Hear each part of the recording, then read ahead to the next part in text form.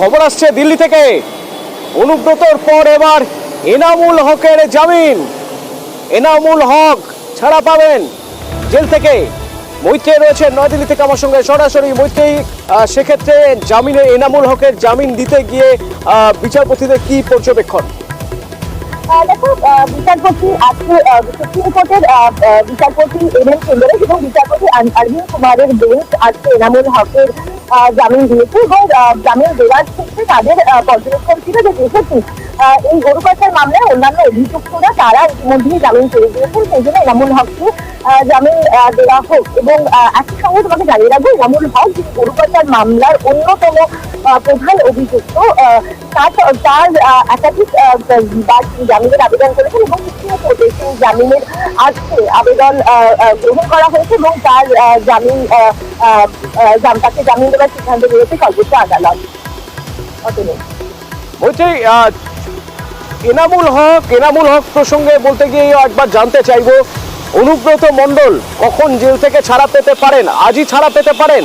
সেক্ষেত্রে আজ ছাড়া পেলে আজই বীরভূমে যেতে পারেন। সুকন্যা মণ্ডল তিনিও দিল্লিতে রয়েছেন, কি জানতে পারছি আমরা? এখনো পর্যন্ত আমরা যেটা জানতে পারছি, অনুব্রত মণ্ডলের আইনজীবীদের তরফ থেকে যে আজকে আর কিছুক্ষণের মধ্যে তারা আশা করছেন যে যেই তার যে ভেরিফিকেশন পেন্ডিং ছিল সেই ভেরিফিকেশন পেন্ডিং এর চূড়ান্ত রিপোর্ট চলে আসবে তাদের হাতে এবং সেই রিপোর্ট চলে আসার পরে কিন্তু রাউস এভিনিউ আদালত সেখান থেকে রিলিজ রাউস এভিনিউ আদালত থেকে রিলিজ অর্ডার ইস্যু করা হবে। সেই রিলিজ অর্ডার ইস্যু হওয়ার সঙ্গে সঙ্গে বিহার জেলে সেই রিলিজ অর্ডার পৌঁছাবে এবং তারপর প্রয়োজনীয় আইন কাজকর্মের পরেই অনুব্রত মণ্ডলকে ছাড়া হবে।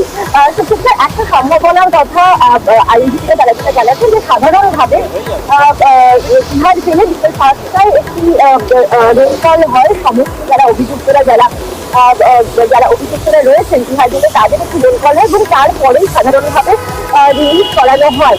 এবং আইনজীবীরা যেটা জানাচ্ছেন যে অনুব্রত মণ্ডল ইচ্ছা প্রকাশ করেছেন যে রিলিজ হওয়ার সঙ্গে সঙ্গে তিনি রাজ্যে ফিরতে চান। ফলে সেক্ষেত্রে দাঁড়িয়ে আজকে কখন রিলিজ হচ্ছে তিনি তার ওপর গোটা তার ফেরাটা নির্ভর করবে। যদি তিনি বিকেল 5টার পরপরই বা 5টার কিছু আগে যদি তিনি রিলিজ হয়ে যান তাহলে সরাসরি তিনি সেখান থেকে বিমানবন্দর যাবেন এবং প্রথমে কলকাতা হয়ে বীরভূমের দিকে। আর যদি তার রিলিজ একটু রাতের দিকে হয় সেক্ষেত্রে দাঁড়িয়ে তার রিলিজের পরে তিনি চূড়ান্ত সিদ্ধান্ত নেবেন। যেমনটা তুমি বললে যে অনুব্রত মণ্ডলের কন্যা সুকন্যা মণ্ডল গত সপ্তাহের আগে তার বাবার ঠিক এক সপ্তাহ আগে রিলিজ করেছিলেন, তিনিও কিন্তু রাত 9টা নাগাদ জেল থেকে মুক্ত হয়েছিলেন। ফলে অনুব্রত মণ্ডল ফিরবেন বীরভূমে।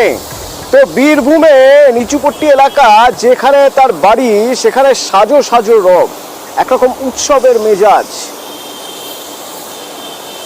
বীরভূমের কেষ্ট ফিরছেন, তো সেখানে তোরণ লাগানো হয়েছে।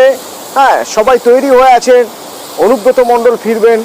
সেখানকার অ্যাম্বিয়েন্সটা ঠিক কিরকম, সেখানে মানুষ কি বলছেন? একটা উৎসবের মেজাজ যারা অনুব্রত মণ্ডল ঘনিষ্ঠ তাদের মধ্যে, তো তারা কি বলছেন, সেখানকার কিরকম ছবি? ইন্দ্রজিৎ আমার সঙ্গে সরাসরি রয়েছেন। ইন্দ্রজিৎ আমার সঙ্গে সরাসরি রয়েছেন। ইন্দ্রজিৎ, আজকে কিন্তু বোলপুরের ছবিটা একদমই আলাদা। বোলপুরের বিভিন্ন জায়গায় তোরণ তৈরি করে ফেলা হয়েছে ইতিমধ্যেই, আর সেখানে লেখা রয়েছে অনুব্রত মণ্ডল স্বাগতম। অর্থাৎ আজকে বা কালকে সকালের মধ্যেই হয়তো বীরভূমের মাটিতে চলে আসবেন অনুব্রত মণ্ডল, এমনটাই কিন্তু জানা যাচ্ছে। আর যে তোরণগুলি হয়েছে সেগুলি আমরা জানতে পারছি যে বোলপুরে যে ব্যবসায়ী সমিতি রয়েছে তাদের পক্ষ থেকে এই ধরনের তোরণ লাগানো হয়েছে। পাশাপাশি বলে রাখা ভালো যে কালকে কিন্তু বেলা 1টাতে প্রশাসনিক বৈঠক রয়েছে, আর জেলাতে আসছেন মুখ্যমন্ত্রী। তা নিয়েও কিন্তু একটা চাপা উত্তেজনা রয়েছে বীরভূম জেলা জুড়ে, যে অনুব্রত মণ্ডল যখন বীরভূমে আসছেন ঠিক তখনই কিন্তু মুখ্যমন্ত্রী মমতা বন্দ্যোপাধ্যায়ও বীরভূমে আসছেন, বীরভূম সফরে আসছেন। তাহলে কি এইখানেই অনুব্রত মণ্ডলের সঙ্গে মমতা বন্দ্যোপাধ্যায় দেখা হবে, এমনটাও কিন্তু রাজনীতির একটা চর্চা রয়েছে বলে গোটা বীরভূম জুড়ে এমনই কিন্তু একটা খবর ঘুরে বেড়াচ্ছে। অতনু, ধন্যবাদ।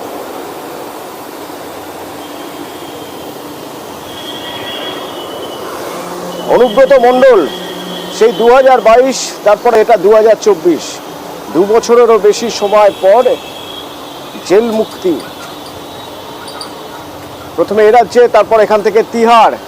সেই তিহারে এতদিন থাকার পর এবার তিহার থেকে ফিরছেন বীরভূমে।